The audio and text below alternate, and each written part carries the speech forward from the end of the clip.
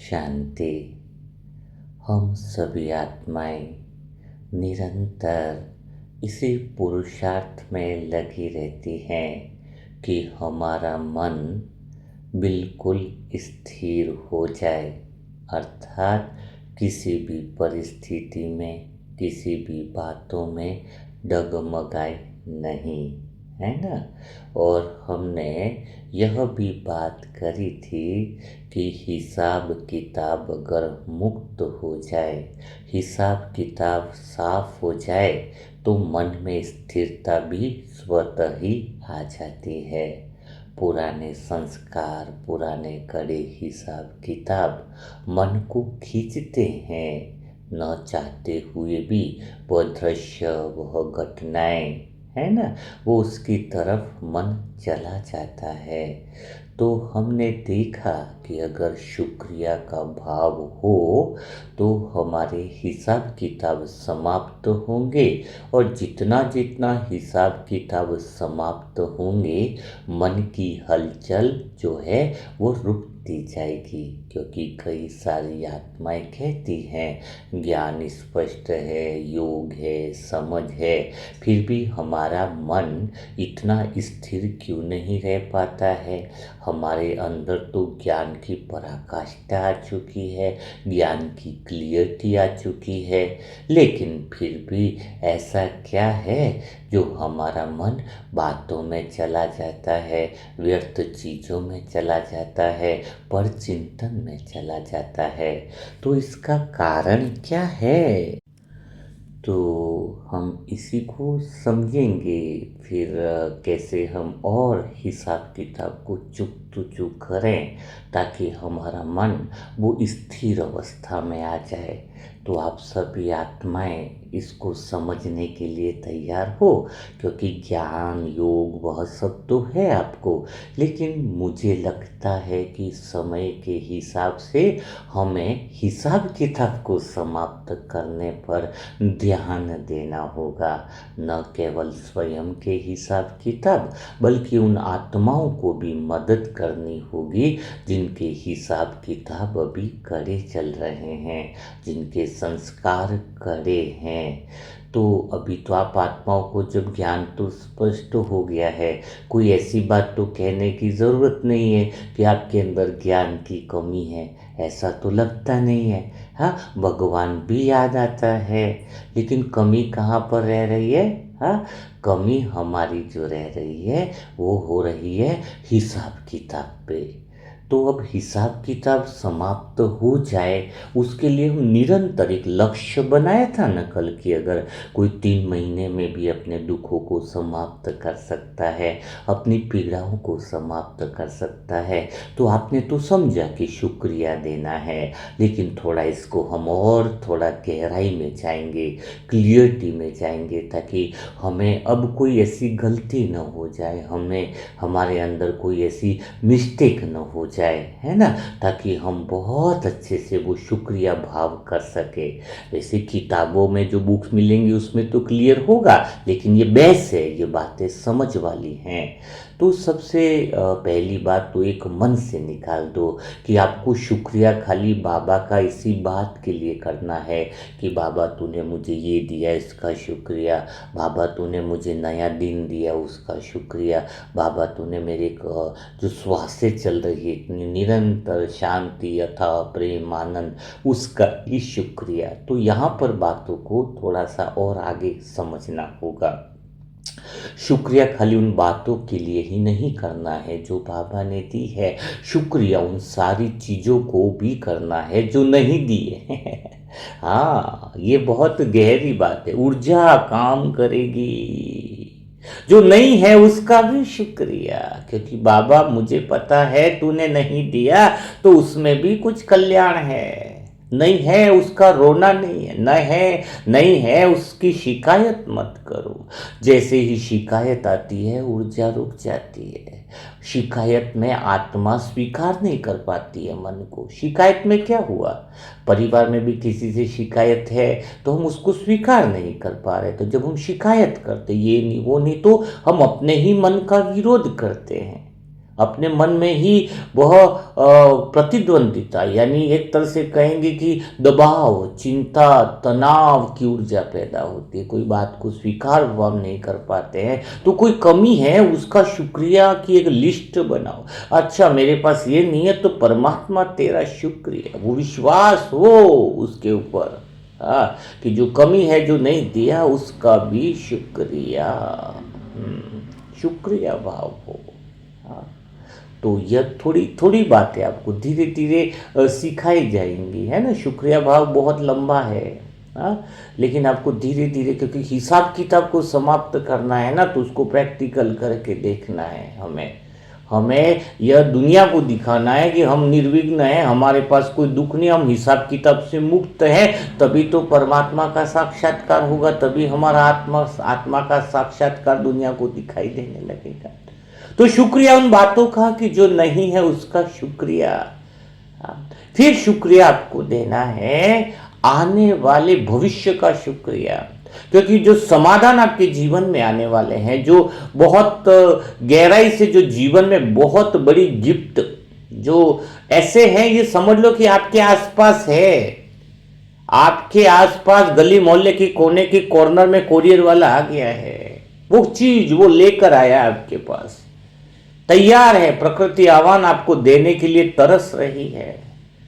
प्रकृति वो सारी चीजें, वो ब्रह्मांड, वो कुदरत सब आपको देने वाला है, लेकिन जरूरत है कि भविष्य का भी शुक्रिया, जो समाधान आने वाला है उसका शुक्रिया। पहले से ऐसा फीलिंग आ जाए कि बहुत कुछ अच्छा होने वाला है, और सब कुछ अच्छा ही है, लेकिन आने वाले समय में भी बहुत कुछ अच्छा होने वाला है, वो फीलिंग आ जाए। रटना नहीं है शुक्रिया। जब कोई कहता है कि भगवान तेरा शुक्रिया, तो अंदर से फीलिंग करके शुक्रिया बोलना है। देखो, संकल्प तब बढ़िया रहते हैं जब उसके पीछे भावना होती है। खाली विचार शब्द ही बनकर रह जाते हैं, लेकिन जब उसमें भावना का तड़का लग जाए तो कितना आनंद आ जाता है। हाँ, अनुभव के साथ, तो फीलिंग के साथ, और सच में अभी ही अनुभव करो। तुम सभी आत्मा इतना श्रेष्ठ कर्म कर रही हो, तुम्हें भविष्य का शुक्रिया करो। जो समाधान आने वाले हैं उनका शुक्रिया करो। आपके पास सभी चीजों के समाधान स्वतः ही आने वाले हैं, उन सब का शुक्रिया। जब भगवान तुम्हारे साथ है तो नेक्स्ट पल, नेक्स्ट सेकंड जो आने वाला है उसका भी शुक्रिया। तो क्या समझ में आया? जो कमी है उसका भी शुक्रिया करना, जो समाधान आने वाला है भविष्य का भी शुक्रिया करना। कुछ घटना हमारे अनुकूल नहीं हुई उसका भी शुक्रिया। कोई बोलेगा इसका शुक्रिया कैसे अदा करेंगे भाई, किसने गाली बकी, उल्टा बोला, तो कुछ नहीं, सिर्फ भगवान को बोले मुझे नहीं समझ में आया इसमें क्या सही है गलत है, बट बाबा तेरा शुक्रिया इस घटना के लिए। हिसाब तो पूरा हो रहा है ना, हो रहा है या नहीं हो रहा है बताओ। घटना में भी जब तुम शुक्रिया भाव निकला तो मन कमजोर हो जाता है पुरानी बातों को लेने के लिए, मन की पकड़ ढीली हो जाती है। तो शुक्रिया, कोई घटना ही कुछ लग रहा है तुम्हारे बुरा लग रहा है तो भी बाबा को बोलो मुझे नहीं पता इसमें क्या गड़बड़, क्या तू ही संभाल इसको, पर तेरा शुक्रिया, बस इतना तो बोलना आएगा ना। ज्यादा बुद्धि न लगाओ ज्यादा बुद्धि। शुक्रिया का संस्कार आ गया ना तो जीवन में दूसरे संस्कार सारे समाप्त हो जाते। शरीर का शुक्रिया, देह का शुक्रिया, सब कुछ शुक्रिया है, शुक्रिया का भाव। अब बात आती है, ये तो आपको सिखाया शुक्रिया, सुबह कैसे शुक्रिया करना, अमृत वेला में, दोपहर को, वो सारा तो आपको बुक में मिल जाएगा, है ना। बुक की जो शुक्रिया भाव है तो उसमें हजार संकल्प है, क्योंकि हमें एक दो शुक्रिया नहीं करना है। एक दो शुक्रिया से हिसाब भी पूरे नहीं होंगे। 63 जन्म के बहुत लफड़े हैं, सच में बहुत लफड़े। हमें प्रैक्टिकली निर्विघ्न बनना है, प्रैक्टिकली हमें हिसाब किताब से मुक्त बनना है, तो हमें प्रैक्टिकल में धारणा करनी पड़ेगी। धारणा कोई साधारण सब्जेक्ट नहीं है। कुर्सी का एक पहिया ढीला है तो समाप्त मामला, कुर्सी गिर जाएगी। ज्ञान योग है, धारणा नहीं। धारणा है प्रैक्टिकल में शुक्रिया अदा करने का, धारणा है प्रैक्टिकल में उस कुदरत का शुक्रिया, प्रैक्टिकल में अगर हमारे पास साइकिल है तो भी उसका शुक्रिया, साइकिल तो है। हाँ, कमी पर ध्यान मत दो। अगर तुम्हारे पास साइकिल है, अगर उसका शुक्रिया किया तो मोटरसाइकिल कुदरत दे देगी, लेकिन जो है उसकी शिकायत है तो नई चीज नहीं आएगी आपके पास, डरेगी नई चीज आने से पहले। जो है उसी की कदर नहीं है तो नई चीज कौन देगा आपको, देनी भी नहीं चाहिए, मिलने भी नहीं चाहिए। यह है आभार, यह है ग्रेटिट्यूड, जिसकी ताकत बहुत बड़ी है, जिसकी ताकत इतनी पावरफुल है जिसकी हद नहीं। अब ये तो बात हो गई शुक्रिया की बेस, लेकिन अब सबसे महत्वपूर्ण बात आती है कि अगर दो तरह की आत्माएं होंगी शुक्रिया के भाव में करने के लिए, 3 महीने में चैलेंज के साथ हिसाब किताब को समाप्त करना, सच्चे दिल से विधि को अपनाना, हिसाब किताब हल्का करना, तो जो बीके भाई हैं, देखो 2 तरह के भाई होंगे इसमें। हाँ, एक तो नॉन बीके, जो भक्त आत्माएं हैं, आसपास की आत्माएं जो ज्ञान में नहीं चलती है, तो उनको वो शिकायत, शुक्रिया का भाव और शिकायत खत्म हो, वो विधि से वो हल्के हो जाएंगे। लेकिन आप बीके भाइयों के लिए थोड़ा सा अलग रहेगा विधि, थोड़ी सी डिफरेंस। आपकी अलग क्यों रहेगी? अलग का मतलब ये नहीं है, शुक्रिया तो सबका सेम ही होता है ना, सबका सेम ही होता है। हाँ, लेकिन आपकी विधि का अलग मानना, आप भक्त आत्मा को देने वाले हो ताकत, वो शक्ति, वो प्रेम। हाँ, आप देने वाले हो ना, आपके माध्यम से वो आप उनको शुक्रिया की, अनुभवों की, कैसे जीवन में परेशानी से दूर उसकी बुक दोगे, विधि समझाओगे, हाँ सब कुछ उनको बताओगे और बहुत मज़ा आएगा, आनंद आएगा।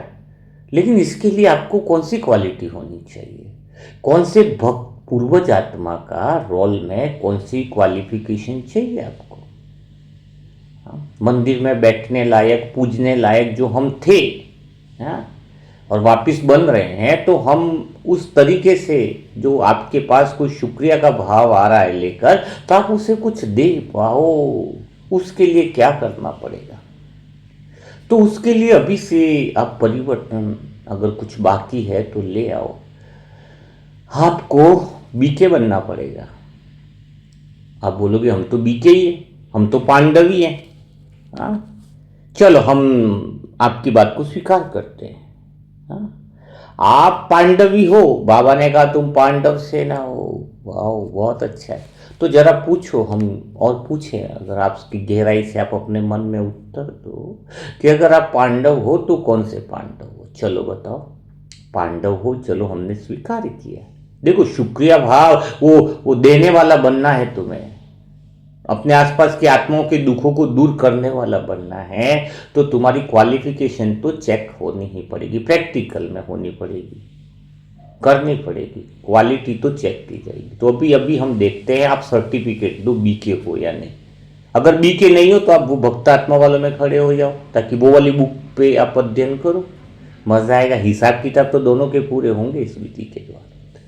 तो चलो, जो आत्माएं कहती है या समझती है कि हम बीके हैं, बीके यानी पांडव सेना, तो अब अपने आप से पूछो कि पांडव में कौन हो आप? क्या पांचों हो पांडव में? भीम भी हो, अर्जुन भी हो, नकुल भी हो, सहदेव भी हो, युधिष्ठिर भी हो, या फिर कोई एक हो? अच्छा अर्जुन हो, कोई आत्मा पूछ रही, लेकिन हम तो ज्ञान का अर्जन करने वाले, वो फिलोसॉफी लग गई होगी, जो ज्ञान को अर्जन करे वो अर्जुन। हाँ, यही ना? अच्छा अर्जुन तो फिर ज्ञान का अर्जन करे वो अर्जुन। चलो, जो अर्जुन समझते हैं बहुत अच्छी बात है। तो थोड़ा अर्जुन के बारे में सोच ले, समझ ले, क्या था अर्जुन? अर्जुन तो वो था जिसने एक भी कौरव को नहीं मारा। बताओ, 100 कौरव में अर्जुन ने एक भी कौरव को नहीं मारा। अगर आप कह रहे हो मैं अर्जुन हूं तो ठीक बात है, हम देखें, नाम से तो होगा नहीं, डिग्री तो चेक करनी पड़ेगी ना आपकी। हाँ, पांडव बने हो कि नहीं बने हो, चलो हमने पहले पूछा कि तुम पांडव हो तो आपने हाँ बोल रहे। अब बोल रहे हो कि कोई अर्जुन बोल रहा है, कोई बोलेगा भीम, तो उस पर भी हम आएंगे। कोई बोलेगा युधिष्ठिर, यानी हम तो स्थिर रहने वाले हैं। अभी ज्ञान की बातें चल रही होंगी तुम्हारे अंदर, क्योंकि ज्ञान से तो भरपूर हो तुम, कुछ बोलने की जरूरत नहीं। लेकिन धारणा की क्लास चल रही है तो प्रैक्टिकल बातें होंगी यहाँ पर, क्योंकि हमें प्रैक्टिकल हिसाब किताब चुक करनी। तो बात आई अर्जुन की, अगर तुम कहते हो अर्जुन हो कि हम ज्ञान को धारण करने वाले हैं, मुरली सुनने वाले हैं, तो फिर बताओ अर्जुन ने तो एक भी कौरव को मारा ही नहीं। फिर अर्जुन ने किसको मारा? एक भी कौरव को नहीं मारा, पर अर्जुन ने अपने वाले को छोड़ा ही नहीं। अर्जुन ने कौरव में से 100 में से किसको भी नहीं मारा, क्योंकि भीम ने 98 कौरव को मारा। आपको पता है कौरव को मारने वाला कौन है? सभी भाइयों को निपटारा करने वाला कौन है? कौन है? भीम। तो आप ऐसे अर्जुन बनोगे जिसमें किसको भी नहीं मारोगे। चलो थोड़ा और आगे बढ़ते। तो अर्जुन ने किसी कौरव को नहीं मारा, लेकिन अर्जुन ने सभी अपनों को निपटा दिया। अपनों को माना कौन? भीष्म पिता को, जिसकी गोदी में पले बड़े द्रोणाचार्य, जिससे शिक्षा ली, उसको भी निपटा दिया। सगे भाई कर्ण को भी क्या किया? हटा दिया। कृपाचार्य को भी, जो भी महान और योद्धा जो थे, उनको किसने निपटाया? अर्जुन ने। अब बताओ, अब धीरे धीरे आपके अंदर प्रश्न आ रहा होगा कि हम अर्जुन है या नहीं? अर्जुन है या नहीं? बताओ। बात अपनों पे आ रही है, बात अपनों पे आ रही है। बात थोड़ी रमणीकता से बोल दी, लेकिन बात के पीछे जो गहराई है, जो समझ है, वो हमें देखनी होगी। क्योंकि आप सबको हिसाब किताबों से मुक्त कर रहे हो ना, तो समझना तो होगा ना। देखो क्या है, इसको समझो। जब तक भगवान नहीं आया था, तब तक हमें क्या लग रहा था कि सब ठीक चल रहा है। जब तक भगवान का ज्ञान नहीं दिया, उनको हमने समझा नहीं, तब तक सब ठीक ही चल रहा था एक्चुअल में, क्योंकि पता ही नहीं था कि क्या गलत है क्या सही है। लेकिन जैसे ही हमें ज्ञान समझ में आया, ज्ञान हमें पता चला, परमात्मा शिव ने हमें सच्चा ज्ञान दिया, तो हमें पता चला कि हम पांडव है, सत्य, आत्मिक शक्तियां, योग, ज्ञान, सेवा, स्थिर रहना, ये सब है। कौरव है विकार, अहंकार, क्रोध, काम, जीवे पुराने। तो युद्ध अंदर है। ये बात तो सबको समझ में आई। सबको समझ में आई। तो अब थोड़ा सा इसका अर्थ समझो। अर्जुन है ज्ञान। क्या समझ? अब इसको थोड़ा सा कंसेप्ट को क्लियर करो तो मैं आपको बहुत अच्छे से इसको बता। अर्जुन का अर्थ है ज्ञान और भीम का अर्थ है योग। क्या क्लियर समझ में आया? अर्जुन का अर्थ है ज्ञान, सबसे वफादार था, सब कुछ था वो पात्र। तो अर्जुन ने ज्ञान सुना, लेकिन अर्जुन ने क्या कौरवों को नहीं मारा। इसका अर्थ क्या है? क्योंकि ज्ञान सुनने से कौरव यानी विकारों के प्रतीक थे 100 कौरव। तो ज्ञान सुनने से विकार नहीं मरते। विकार किससे मरते हैं? योग से मरते हैं, ताकत से मरते हैं। रोज मुरली सुनते हो, ज्ञान लेते हो और सोचते हो कि विकार खत्म हो जाएगा, नहीं होगा। ये भ्रम है। ज्ञान समझाता है, लेकिन भीम ने लड़ाई करके सबको मारा। तो भीम कौन है? योग का प्रतीक है। योग समाप्त करता है विकारों को। तो सारे विकारों को मारने वाला कौन है? भीम, यानी सारे कौरवों को मारने वाला भीम है। तो आपके अंदर ज्ञान तो है, समझ है, सब कुछ ठीक बात है, लेकिन योग बहुत ज्यादा जरूरी है। योग से काम विकार खत्म होगा। दुर्योधन किसका प्रतीक है? काम विकार। और दुशासन है क्रोध का। दुर्योधन क्या है? काम विकार का प्रतीक है। दुशासन कौन है? क्रोध का। क्रोध को कैसे जीता जाता है? भीम जैसे बाहुबल से, ताकत हो दृढ़ संकल्प में। और काम विकार को कैसे जीता जाता है? वो युक्ति से जीता जाता है, भगवान की विधि से। भगवान युक्तियां देते हैं। दुर्योधन काम विकार है ना, उसको युक्ति से किया ना। कोई चीज को, संस्कार को दबाने की कोशिश करेंगे तो बार बार लौटेगा। कोई लोग कहते हैं आज से मैं पवित्र रहूंगा, अगले दिन से नहीं रह पाते, तो विधि गलत है ना। तो विधि गलत है। दुर्योधन कौन है अपने अंदर में? समझो बात को। दुर्योधन मारा गया क्योंकि दुर्योधन ने छुपाया। क्या छुपाया? अपनी मां को बोला, तो मां ने उतनी ताकत दे रही थी मां उसको, लेकिन कहते ना जंग पे वो पत्ते कर दिए तो वो शरीर उतना वज्र का नहीं बना। हाँ, छुपा दिया और मारा गया। हम भी वास्तव में दुर्योधन हैं, क्योंकि हम तो परमात्मा के बच्चे हैं, लेकिन दुर्योधन वो जो छुपाता है, कर्म कांड करके छुपाता है, निमित्त आत्माओं से छुपाता है, भगवान से बातें छुपाता है गलत कर्म करने के बाद। जो गलत कर्म करके छुपाता है उसको शक्ति मिल ही नहीं पाती, भगवान की दृष्टि पड़ नहीं पाती है पूरी तरीके से। क्यों बाबा कहता है कि कुछ भी छुपाना नहीं। इसलिए साक्षी दृष्टा में जो पोतामेल की क्लास सुनी होगी आपने, उसमें बताया गया कि साक्षी होकर के सारी बात बता दो। गुस्सा आया बताओ, वो आया, उसमें इन्वॉल्व मत हो, जज वो गवाह बनो, आपको सिखाया था, लेकिन प्रैक्टिकल में कौन कर रहा है। दुर्योधन ने थोड़ा सा हिस्सा छुपाया तो मारा गया ना, वो हिस्सा कमजोर रह गया और उसी पे अटैक हुआ। तो इसका अर्थ क्या है? इसका अर्थ है कि हम आत्माएं भी भगवान से पोतामेल नहीं देती और वो हिस्से को धीरे धीरे छुपाते जाते हैं, जिससे हमें शक्ति नहीं मिलती है। कई आत्माएं पोतामेल को देती ही नहीं है। बताओ, जो पोतामेल नहीं देती है वो कभी संपूर्ण बन भी नहीं सकती।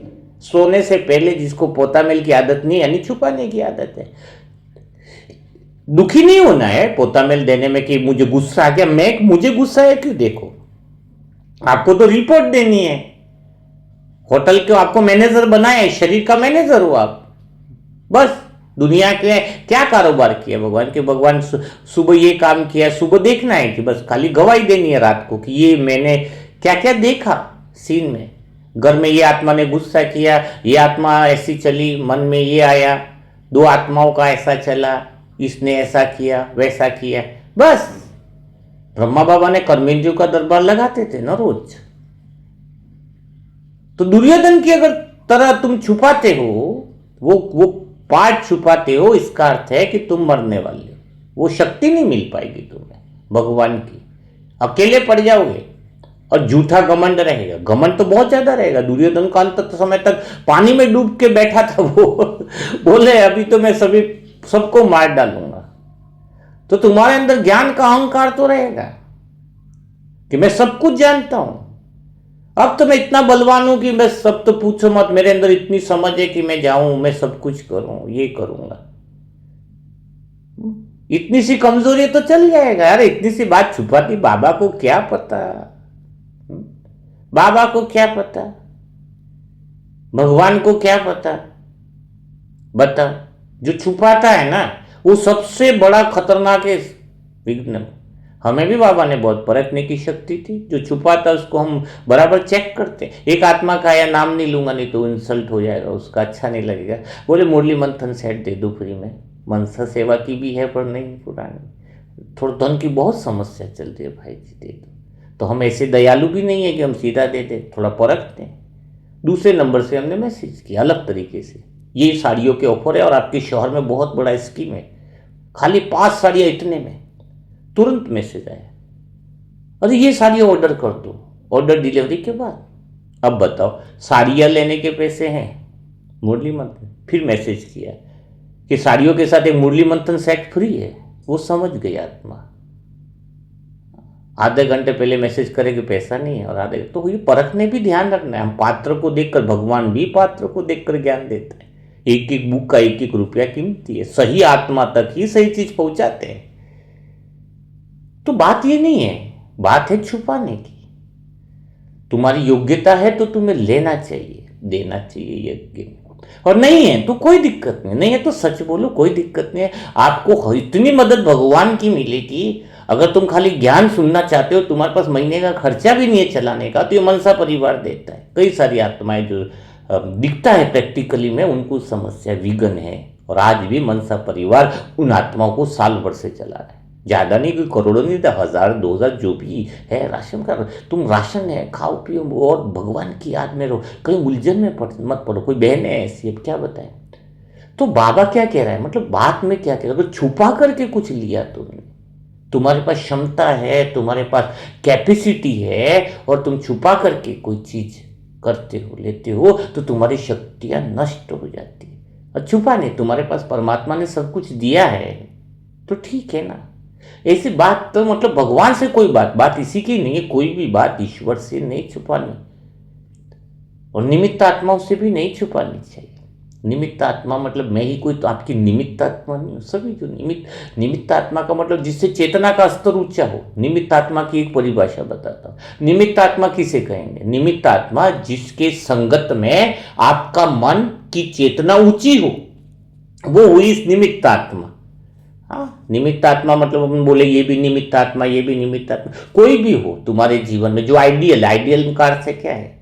जिसके साथ में रहने पर, जिसके संगत में रहने पर आपके मन की स्थिति ऊंची हुई है, वो निमित्त आत्मा। अब जैसे मुझ आत्मा की निमित्त आत्माएं हैं जो, तो मेरे पास बहुत सारे हैं द्वितीय तो, लेकिन कुछ ऐसी निमित्त आत्माएं दीदी जिनके साथ मेरी मन की चेतना ऊंची हुई है, तो मैं उनसे कोई बात नहीं छुपा, तो एक सेकंड, एक क्षणिक बात भी नहीं। रिपोर्ट रात को उनको भी जाती है और बाबा को भी जाती है, वो निमित्त है। हल्का रहता है मन उनको बताने से, क्योंकि उनकी वजह से मेरी मन की चेतना ऊंची हुई है ना, मन की स्थिति मेरी बड़ी है, तो वो निमित्त हो गए ना। तो अब बात आती है दुर्योधन की, तो बात आपको समझ में आ गई। हाँ, तो आप अर्जुन हो, अर्जुन तो बने हो, लेकिन खाली अर्जुन बनने से काम नहीं चलेगा, तुम्हें भीम बनना पड़ेगा। भीम बहुत खाना खाता था, तो आप शुद्ध संकल्प का इतना भोजन करो, इतना भोजन करो शुद्ध संकल्प का कि खाली नहीं बैठो। भीम खाली नहीं बैठा, मिलता तो दे धनाधन खाना ही खाता रहता था। अब बात आती है कि किससे लड़ाई है अर्जुन की। फिर अर्जुन ने अपने को मारा, इसका अर्थ कौन है, क्या प्रतीक है? भीष्म पितामह कौन है? भीष्म पितामह है पुरानी परंपराओं के। भीष्म का क्या बताते हैं? वो परंपराओं के लिए दृढ़ निश्चय, परंपरा की प्रतिज्ञा करने वाले, परंपराओं का ये करने वाले। तो भीष्म कौन है? जैसे ही आपको परमात्मा का ज्ञान मिला, आपको अपनी परंपराओं के विरुद्ध खड़ा होना पड़ा। जो मान्यताएं जीवन में बना रखी थी, जो रूल्स आपने जीवन में बना रखे थे, समाज के हिसाब से जो मान्यता थी, उसी के खिलाफ तो हमें खड़ा होना पड़ा। हम जैसे हम कुमार शादी नहीं करेंगे तो खड़ा होना पड़ा ना, सब लोग शादी करे, अब नहीं कर रहे। बताओ, खान पान चलो अभी इधर नहीं खाएंगे, अभी इधर खाना पड़े। पुरानी मान्यताएं, भक्ति कर रहे थे तो भक्ति छूट गई, अब याद कर, तो सारी पुरानी मान्यताओं के खिलाफ होने की, खड़े होने की जो ताकत है, भीष्म के खिलाफ होने की ताकत है। क्योंकि भीष्म को ऐसे नहीं मारा जाता, भीष्म को भीम ने नहीं मारा, भीष्म को अर्जुन ने मारा, तो अर्जुन के पास था ज्ञान। कौरवों को ताकत से मारा जा सकता है, लेकिन जो पुरानी परंपराएं हैं, जो पुरानी मान्यताएं हैं भीष्म जैसी, उसको तो ज्ञान से मारा जा सकता है। उनके मुख में भी लास्ट में गंगा जल बताते ना, धारा पड़ी ज्ञान की गंगा। तो भीष्म पितामह के अगेंस्ट खड़े होने की ताकत है। देखो एक बात पक्की ध्यान रखो, जो भगवान के खिलाफ खड़ा है, वो बाद में और बताऊंगा, जो सही है लेकिन तुम्हें लग रहा है सही है, लेकिन भगवान के खिलाफ खड़ा है, वो गलती है। तुम्हें लगेगा कई बार मेरा भाई सही है, मेरे पिताजी सही है, मेरे सही है, अरे बिल्कुल तो सही है, नहीं है वो सही। वो खड़े किसके खिलाफ है? वो सही होते हुए भी गलत है, क्योंकि वो भगवान के खिलाफ खड़े हैं। तो समझ जाओ तुम, सही और गलत का एक ही फैसला है। सही और गलत का तो एक ही फैसला है कि वो भगवान के खिलाफ खड़े, बात खत्म। भीष्म को किसने, भीष्म की कमजोरी क्या बताई कि वो बहनों पे वार नहीं करता था। तो पुरानी मान्यताएं जो हैं, उनको मारने के लिए ब्रह्मा कुमारी बहनें तो खड़ी हुई है सामने, जो ज्ञान के तीर लगा रहे हैं। क्योंकि बहनों पे हमला नहीं करेगा, इसका अर्थ है कि बहनों के साथ स्वयं भगवान खड़े हैं। तो ये पुरानी परंपराएं जो तुमने बांध के चल रहे हो, पुरानी मान्यताओं से क्या तुम छूटे हो? तो सच्चे मायनों में तुम अर्जुन बने हो क्या? वही कि शनिवार को तेल चढ़ाना है, गुरुवार को ये अभी उपवास करना है, अभी ये व्रत करना है, ये व्रत नहीं किया तो ऐसा हो जाएगा। दोपहर में एक तो जरूरी है, आधा काल थोड़े टाइम इधर थोड़े टाइम इधर, यानी आपने पुरानी मान्यताओं को अभी भी पकड़ रखा है। तो भीष्म को मारना सबके पास की बात नहीं, कहने से नहीं होंगे कि आप अर्जुन बन गए। अर्जुन मना ज्ञान की बाण से पुरानी मान्यताओं को खत्म करना। अभी भी मंदिर भी जाते कई लोग, मैं मंदिर जाने की मना ही नहीं करता, लेकिन अंदर से वो निश्चय बुद्धि नहीं है ना भगवान की, वो परंपराओं में विश्वास ज्यादा है, परंपराओं को भी पकड़े हुए। तो सच्चा अर्जुन बनना कोई सबके बस की बात नहीं है। सच्चा अर्जुन वफादार अर्जुन मतलब ज्ञान को मतलब सबकी बात को मानने वाला, वह है अर्जुन। तो आपको देखना है आपको चेक करना है कि क्या भीष्म पितामह अर्थात पुरानी मान्यताओं को समाप्त किया है या अभी भी बाकी है। द्रोणाचार्य जिसने शिक्षा दी तो वो मान्यताएं भी तो गलत होगी हमारे लिए। ये शिक्षा दुनिया की कोई काम की नहीं, तो इसलिए उनके खिलाफ भी हमें खड़ा होना पड़ा है। यहाँ के लौकिक टीचर जो रहे उनके खिलाफ भी खड़ा होना पड़ा है हमें। खिलाफ हुए मतलब खिलाफ खड़े होने का अर्थ कोई लड़ाई नहीं करी अर्जुन। इसका अर्थ है कि इसका प्रतीक है भीष्म को मारना, द्रोणाचार्य को। तो ये समझ में है, तो इनको ज्ञान से ही मारा जा सकता है। कर्ण कौन है? अपने ज्ञान में कई सारे कर्ण भी हैं। पता है, एक रास की बात बता देता हूं। इस ज्ञान योग में वो लोग मारे जाएंगे जो आधे अधूरे मारे जाएंगे। वो कौन है पता है? अभिमन्यु मारा गया क्योंकि उसको ज्ञान और समझ अधूरी थी। चक्र में घुसना जानता था लेकिन निकलना नहीं जानता था। आधा अधूरा ज्ञान था।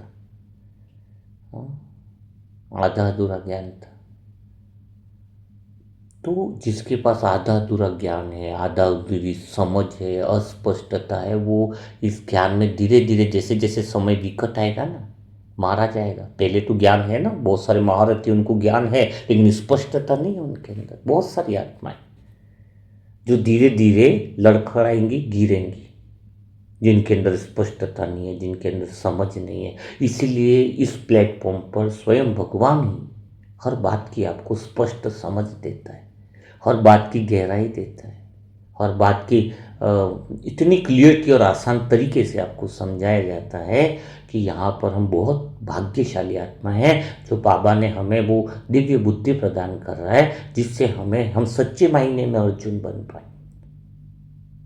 कर्ण भी हैं इसमें। घटोत्कच मारा गया पता है, क्योंकि वो सब आधे अधूरे ज्ञान वाले थे। अभिमन्यु, घटोत्कच।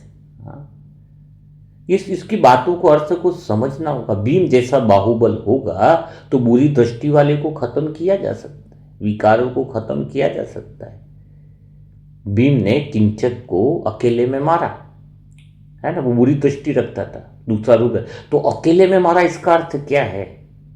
अकेले में मारा। इस बात को समझो। हम जितना एकांत में जाएंगे, जितना अंतर्मुखी होंगे, जितना मन की साइलेंस में होंगे, जितना आत्मा के मूल स्वरूप में होंगे, उस एकांत की स्थिति में हम काम विकार को, गंदी दृष्टि के संस्कारों को समाप्त कर सकते।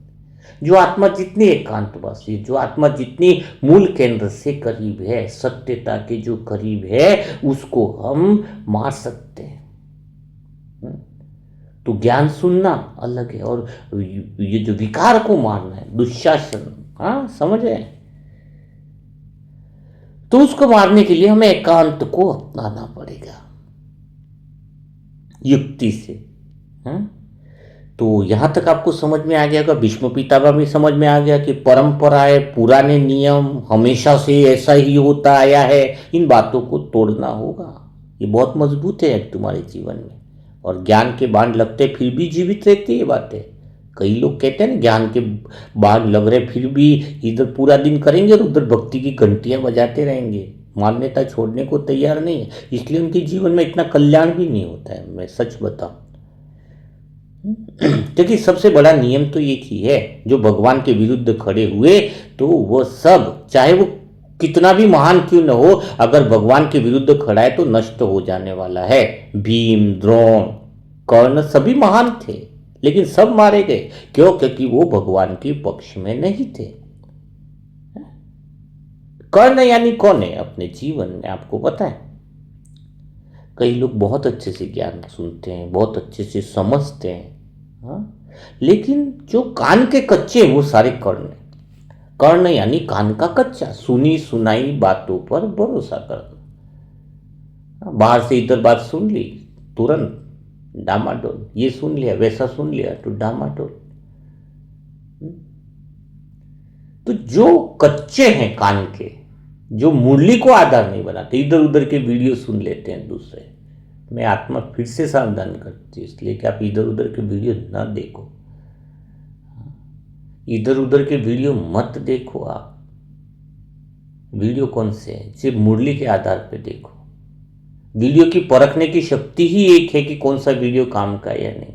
जिस वीडियो पे बहुत ज़्यादा एडवर्टाइज आती है, आप देख रहे हो, थोड़े से वीडियो देखते फिर एडवर्टाइज आती है, थोड़े से वीडियो देखो तो फिर एडवर्टाइज आती है, तो उसका उद्देश्य ही कमाने का हो गया ना। हमने वो बंद कर रखा आपके एडवर्टाइज। पूरी मुरली मंत्र सुनते बीच में कोई भी एडवर्टाइज, कोई विज्ञापन नहीं आता है, क्योंकि हमें कमाई चाहिए ही नहीं ना यूट्यूब की।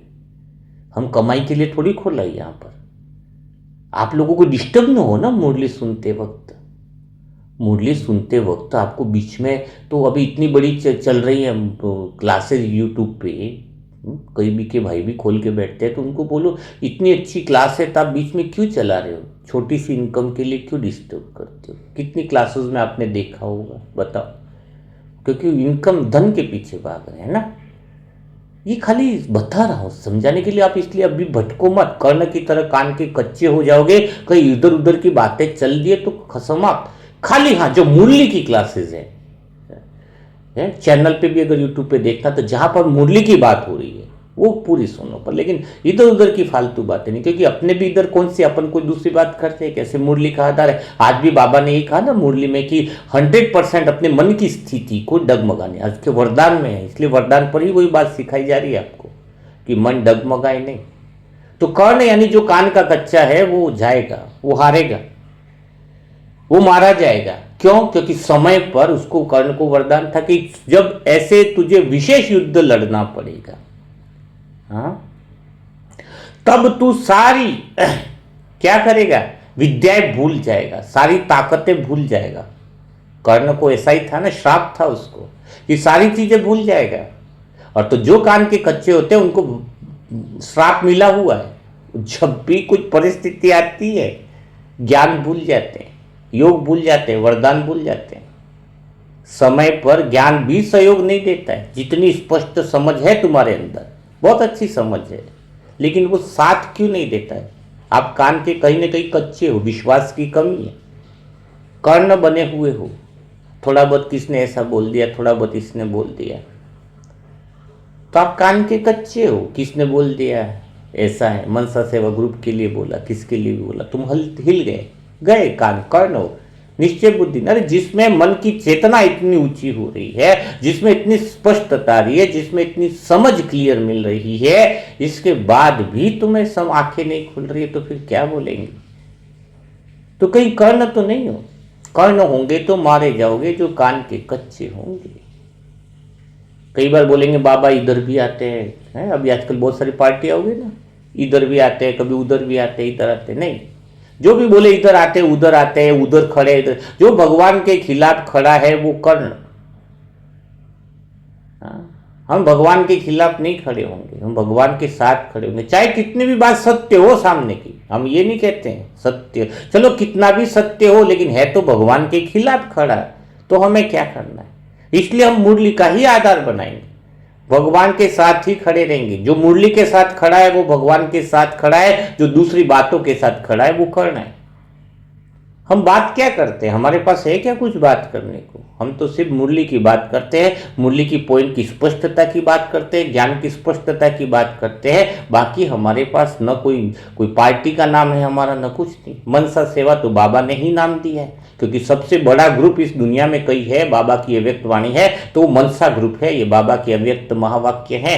तो हमने वो मनसा ग्रुप रचा है, मनसा परिवार जो सबका कल्याण करे।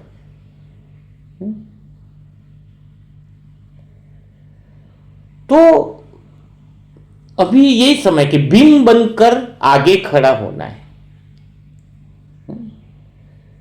दुर्योधन भी मरा ना, दुर्योधन को वरदान था, उसका शरीर वज्र जैसा, लेकिन वो मारा गया। क्यों? क्योंकि उसने एक हिस्सा छुपाया। यही संदेश है, जो कमजोरी को छुपाएगा वहीं से हार होगी। इसलिए भगवान से कुछ मत छुपाओ, यज्ञ पिता से कुछ मत छिपाओ। पांडव क्यों नहीं हारे पूरे युद्ध में? क्योंकि पांडवों में से कोई भी नहीं मरा। पता है पांडवों में से कोई मरा गया? बताया कि अभिमन्यु और घटोत्कच मरे, क्योंकि अभिमन्यु अधूरा ज्ञान था। घटोत्कच यानी कौन है? जिसको राक्षसी संस्कार है। घटोत्कच को क्या दिखाते हैं? भले ताकत थी, सब कुछ था, लेकिन उसमें संस्कार कौन से बताए? बताओ। घटोत्कच में ताकत बल पांडवों के साथ भी था वो, लेकिन उसके अंदर संस्कार कौन से थे? राक्षसी संस्कार थे। तो हमारी भी पांडव सेना में भी कई आत्माएं हैं, साथ भी देती है, सहयोग भी बनती है, लेकिन संस्कार उनके राक्षसी है, वो भी मरे जाएंगे। तो संदेश एक ही है, अधूरा ज्ञान खत्म करो। अधूरा ज्ञान वाला वो खत्म हो जाएगा, राक्षसी प्रवृत्ति वाले भी लोग नहीं बचेंगे, लेकिन सच्चा पांडव कभी नहीं हारेगा। जो सच्चा पांडव है, जिसमें अर्जुन जैसा ज्ञान के बाण हो, भीष्म पितामह जैसी पुरानी मान्यताओं से लड़ने की क्षमता हो, हाँ, वो कभी नहीं हारेगा। कान का कच्चा न हो। युधिष्ठिर का मतलब क्या बताया आपने देखा? सारा राज्य भाग का मेन बॉस किसको बनाया? भले अर्जुन में ज्ञान की ताकत, योग में सब कुछ था, भीम, लेकिन युधिष्ठिर को राजा बनाया। क्यों? क्योंकि युधिष्ठिर में सबसे बड़ी कला थी युद्ध में स्थिर रहने की कला। कितनी बड़ी बात हुई, वो मारा गया, ये मारा गया, लेकिन उसके अंदर स्थिरता भंग नहीं हुई, वो स्थिर रहा। हाँ, तो आपके अंदर वो स्थिरता है क्या? घर में विपरीत परिस्थिति आ जाए, आप कहीं डगमगा तो नहीं जाते? छोटी मोटी समस्या आ जाए, आप हिल तो नहीं जाते? सोचो, इतना बड़ा कार्यक्रम हुआ, युधिष्ठिर नहीं हिला। अभिमन्यु मारा गया, अपने ही मारे गए, भीष्म पितामह मारा गया, कितनी खबरें आई, द्रोणाचार्य भी सब कुछ हो गया, दुर्योधन मारा गया, लेकिन उसके तो हर चीज में कैसी रही? स्थिरता रही। तो युधिष्ठिर जैसी कि आपके अंदर स्थिरता है? जो युद्ध में स्थिर है, यानी जिसका मन स्थिर है, विपरीत परिस्थितियों में भी स्थिर है, ऐसी स्थिति वाली जो आत्माएं हैं, वो सच्चे युधिष्ठिर है। तो क्या समझ में आया? ज्ञान अर्जुन है, ठीक है, योग भीम है। भीम की गदा दिखाते हैं ना, तो योग बल शक्ति भरो अंदर, और स्थिर अवस्था युधिष्ठिर की है। अब नकुल और सहदेव कौन हो गए? नकुल हो गई धारणा, नकुल यानी धारणा। हम परमात्मा के, ब्रह्मा बाबा के नक्शे कदम पर नकल करें, वो धारणा। नकुल नकल करने वाला, लेकिन किस चीज की नकल करने वाला? ज्ञान, गुण और शक्तियों की, श्रीमत की नकल करने वाला। और सहदेव है सेवा। तो ज्ञान योग भी हो, लेकिन धारणा और सेवा के बिना ज्ञान और योग अधूरे हो जाते हैं। तो अंतिम निष्कर्ष क्या निकला आज पूरी बात का? असली बीके कौन है? पूरी महाभारत भी क्या सिखा रही है हमें बीके भाई? ज्ञान जरूरी है, लेकिन पर्याप्त नहीं है, काफी नहीं है ज्ञान। योग ही विकारों को समाप्त करता है। नकुल, नकल यानी भगवान की विधि को अपनाना होगा, तो हम युक्ति से मार सकेंगे सबको। दुर्योधन में युक्ति चाहिए ना मारने के लिए। युक्ति मतलब कौन सी है? तुम ये करोगे, जैसे धरासन के फाड़ दो कर दिए, कितनी बार मारा, लेकिन क्या हुआ? जीत, वो वापिस जुड़ जाता ताकत। वैसे मन के तुम दो फाड़ करते हो, ये पवित्रता है काम विकार, लेकिन दोनों फाड़ को अलग करते हो, लेकिन तुम जीत नहीं पाते, वापिस वो जुड़ जाते, फिर काम विकार आता है, फिर वो सारी आते हैं। तो युक्ति चाहिए वहां पर, दोनों को अलग अलग फेंकने की कला। काम और क्रोध को सही विधि से जीतना है, और काम और क्रोध को सही विधि से जीतने के लिए बहुत बढ़िया सेशन कराएंगे। पहले युद्ध बाहर नहीं है, तुम्हारे अंदर है। आप किसके पक्ष में हो, पांडव या कौरव? इस युद्ध में जीत उसी की होगी जिसने भगवान का हाथ पकड़ा है। ठीक है, तो आज समझ में आया सारी चीजों का रहस्य।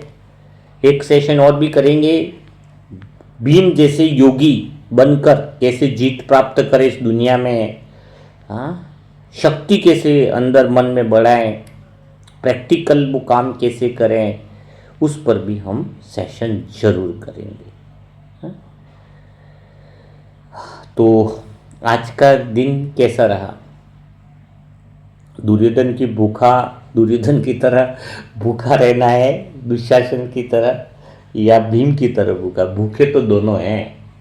एक है विकारों का भूखा, जिसको विकार के बिना रह नहीं पाता। एक है शुद्ध संकल्पों का भूखा। शुद्ध संकल्प का भूखे हो तो भीम हो, ताकत आ जाएगी। जितना ज्ञान के मनन चिंतन, अच्छी संगत में, ज्ञान की गहराई में, बुक पढ़ने में, उसमें अपना समय लगाओगे तो समझ लेना ज्ञान के भीम यानी शुद्ध संकल्पों का भूखा। और विकारों का भूखा है तो दुशासन हो अभी भी तो।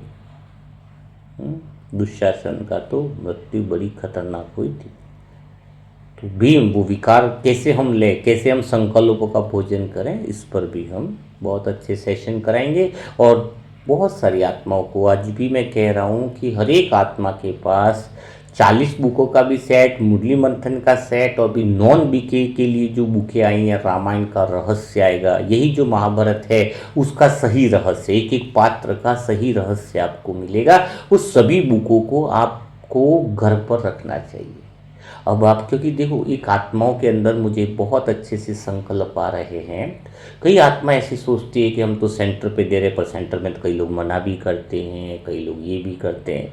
नहीं नहीं नहीं, आपको एक बात पक्की करनी चाहिए कि जो हैं वो आ जाएंगे, जो जो आत्माएं हैं कहीं पर बहुत ज़्यादा चल रही है, आपको घर को सेंटर बना के रखना है। घर पर बुके रखो, ज्ञान के रहस्य आएंगे, महाभारत के रहस्य आएंगे, रामायण के रहस्य आएंगे। तो जो आसपास की जो आत्मा है उनको कुछ मत बोलो, जो बुके पढ़नी है पढ़ो, आकर बैठो, चाय नाश्ता कराओ, रिश्तेदारों को बहुत खिला दिया, प्यार से खिलाओ इनको और बताओ। और फिर ये महाभारत की बुकें देना, रामायण के रहस्य की बुकें देना, उनका बुद्धि का ताला खुलेगा। आभार की बुकें देना, मैं सदा खुश रहूं, यानी नॉन बीके बुकें जो हैं, जो भगवान आया है क्या सच में, प्रैक्टिकल में सबकॉन्शियस माइंड क्या होता है, 3 महीने में शुद्ध संकल्पों के द्वारा हम कैसे समस्या का समाधान पा सकते हैं, वो सारी नॉन बीके बुक भी रहेंगी। आपकी घर ही लाइब्रेरी बन जाए, आपके घर पर ही फौज लगे, आपके घर पर ही क्यों लगने वाली है, समझ में आएगा। तो आप ये मत सोचो बस, लेकिन आप कुछ तो रखोगे तब ना। कोई बोले बाबा मेरी मूंगफली बिकती ही नहीं है, मैंने दुकान लगाऊं, मैं मूंगफली बिकती नहीं, पर वो मूंगफली लेकर सड़क पर बैठा ही नहीं, तो बिकेगी कहाँ से। उसका कर्म है मूंगफली लेकर सड़क पर बैठना, तो मूंगफली भी बिकेगी। वैसे ही हमारे पास सेट तो होना चाहिए ना ज्ञान के। आप ये मत सोचो, उसका जब समय आएगा ड्रामा अनुसार तो घर पर भी भीड़ लगेगी, आप निश्चिंत रहिए। वहां पर ऐसी बुकें मिलेंगी, ऐसी चीजें मिलेंगी कि लोग स्वतः ही पढ़ने के पीछे दीवाने हो जाएंगे, क्योंकि उनको अब कहीं रास्ता नहीं मिल रहा है, सब भटके हुए हैं।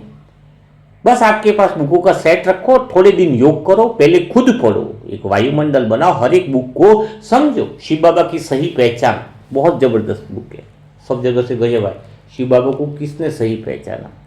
तो जरूर जो है हर एक आत्मा अपने मुरली मंथन बुक सेट और दूसरी बुकों को रखे, 2-3 महीना खुद पढ़ना चालू करे, वाइब्रेशन बनेंगे, अन्य आत्माएं स्वतः ही आकर्षित होकर आपके पास आने लगेंगी।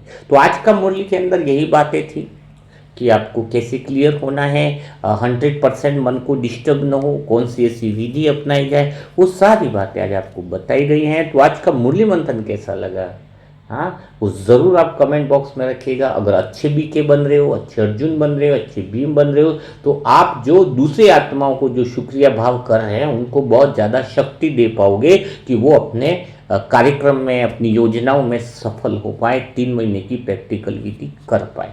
ठीक है। और ऐसी ही बुकें हार्ड कॉपी लेने के लिए अभी आभार की बुकें तो छपी नहीं है, हाँ, जो अवेलेबल है वो कर रखी है। अभी मुरली मंथन सेट अवेलेबल है और 40 बुके की हार्ड कॉपी अवेलेबल है, 40 नहीं 41 है, कल एक बुक और छप गई। हाँ, तो 41 बुक अवेलेबल है। उसके लिए ऑर्डर देने के लिए मोबाइल नंबर है 7202921969। इस पर जिसको भी हार्ड कॉपी चाहिए, डिलीवरी निःशुल्क है। जो बुक की छपाई की जो कीमत है, जो खर्चा बैठता है, वही आपसे लिया जा रहा है, क्योंकि यह कोई बिजनेस नहीं है, यह कोई सौदा नहीं है। यहाँ पर तो प्रेम का सौदा है, प्रेम बांटने का सौदा है ना।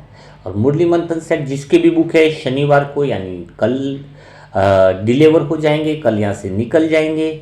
और जिसने भी मुरली मंथन सेट बुक है लेकिन मुझे मैसेज नहीं किया व्हाट्सएप पर, वो ज़रूर हमें मैम व्हाट्सएप पर मैसेज कर दे कि हमारा भी मुरली मंथन सेट बुक है, क्योंकि जिसके भी बुक है उनको एक मैसेज कर दिया गया है कि शनिवार को आपका पार्सल निकल जाएगा। अगर ये मैसेज नहीं आया कि शनिवार को आपका पार्सल निकल जाएगा तो आप ज़रूर एक बार रिमाइंडर करवा दें, याद दिला दें, ताकि कहीं भूल चूक न हो। तो कल फिर हम मुलाकात करेंगे ऐसे दिल छू जाने वाले नए मुरली मंथन के साथ, नई बातों के साथ, नए रामायण के रहस्यों के साथ। या ना, रामायण के भी रहस्य बहुत मजा आएगा ना। तो नए रामायण के रहस्य के साथ, तब तक के लिए सभी भाई बहनों को ओम शांति, ओम शांति, ओम शांति।